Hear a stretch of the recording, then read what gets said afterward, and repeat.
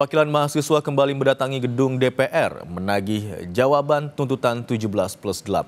Dengan aksi bertajuk Piknik Nasional, mahasiswa meminta DPR merespons tuntutan yang sudah disampaikan. Setelah menggelar rapat konsultasi dengan pimpinan fraksi, DPR pun menjawab tuntutan rakyat 17+8. Perwakilan mahasiswa kembali mendatangi gedung DPR menagih jawaban tuntutan 17+8 Jumat lalu. Dengan aksi bertajuk Piknik Nasional, mahasiswa meminta DPR merespons tuntutan yang sudah disampaikan. Mereka menggelar aksi damai bertepatan dengan jatuhnya tenggat waktu 17 tuntutan ini di depan gedung DPR. Bahwa kami datang dengan tuntutan dan kami tidak datang dengan kompromi. Kami ingin bagaimana 17+8 tuntutan ini dipenuhi dan kami tidak punya ekspektasi untuk banyak dialog dan kompromi. Tak berselang lama, DPR menjawab tuntutan rakyat dengan kodifikasi 17+8. DPR yang diminta membekukan kenaikan tunjangan anggotanya merespons dengan menyetujui jika tunjangan perumahan anggota DPR dihentikan. Anggaran lain yang dinilai jadi pemborosan juga dievaluasi. DPR RI menyepakati menghentikan pemberian tunjangan perumahan anggota DPR RI terhitung sejak tanggal 31 Agustus 2025.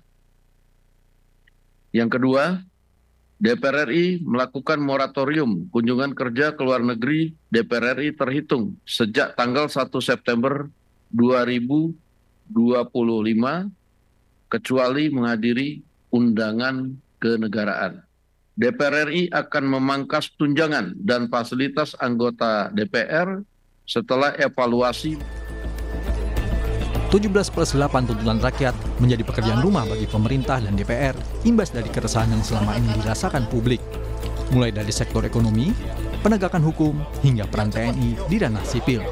Menurut para pegiat media sosial, yang membawa tuntutan rakyat 17+8, ini momen bagi seluruh warga dari segala lapisan ikut bersatu mengawal kinerja pemerintah demi kesejahteraan bersama.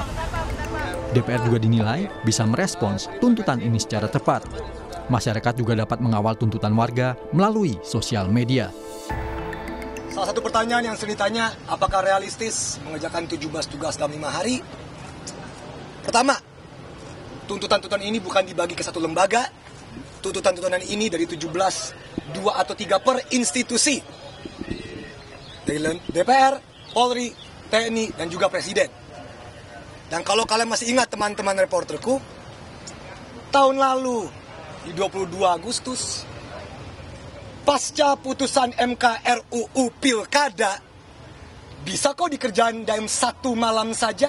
Sudah banyak sekali website yang men-track website organik yang dibikin oleh banyak sekali dari masyarakat sendiri, dan kita bisa nge-track sama-sama. Di situ ada checklistnya, ada yang sudah dilakukan, ada yang belum dilakukan, dan sebagainya. Jadi kita semua bisa mantau bareng-bareng, kita bisa lihat website-website, bisa di-search di sosial media juga, bisa di-search di Google, dan kita bisa mantau bareng-bareng supaya jangan sampai berhenti di sini.